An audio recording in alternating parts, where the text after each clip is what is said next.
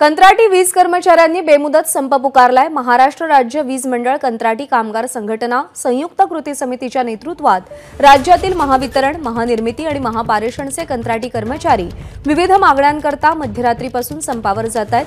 त्यामुळे वीज पुरवठ्यावरती विपरीत परिणाम होण्याची शक्यता आहे। महावितरण, महापारेषण आणि महानिर्मिती या कंपन्यांमधील कंत्राटी कर्मचाऱ्यांना रिक्त पदांवरती सामावून घ्या। हे कंत्राटी कर्मचारी स्थायी होईपर्यंत तिथे नियमित पदभरती करू नका, यासह इतरही मागण्या या कंत्राटी कर्मचाऱ्यांच्या आहेत। त्या मान्य होत नसल्याने या कंत्राटी कर्मचाऱ्यांनी 28 आणि 29 फेब्रुवारीला लाक्षणिक संप केला होता। मागण्या मान्य न झाल्यास 5 मार्चपासून बेमुदत संपाचा इशारा दिला होता। त्यानुसार मध्यरात्रीपासून संप पुकारण्यात आलाय। कर्मचाऱ्यांच्या या संपामुळे वीज पुरवठ्यावर परिणाम होण्याची शक्यता आहे।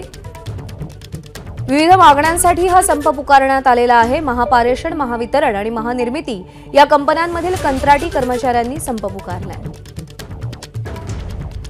दरम्यान चंद्रपूरमध्ये काय परिस्थिती आहे जाणून घेतले सारंग पांडे यांनी। महावितरण, महापारेषण आणि महानिर्मिती हे जे 3 विभाग आहे ऊर्जा विभागाचे, याचे हे 42,000 कंत्राटी कर्मचारी आहे। चंद्रपूर जिल्ह्यामध्ये देखील यांची संख्या जवळजवळ 4,000च्या घरात आहे। आणि आपल्याला सर्वांनाच माहिती आहे की चंद्रपूर जिल्हा हा राज्यातला सर्वात मोठा विद्युत निर्मिती करणारा केंद्र आहे। आणि त्यामुळेच एक मोठी शंका जी आहे ती ही व्यक्त केली जात आहे की हा जर संप पुढे चालला तर चंद्रपूरच्या जनतेवर मोठा परिणाम होऊ शकतो। आपल्यासोबत कामगार नेते आहेत।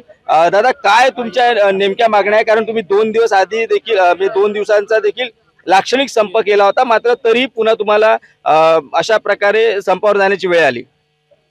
आम्ही मागील आमचे कामगार सिटीपीएस मध्ये काम करतायत। मागील 15 ते 20 वर्षापासून ते काम करतायत।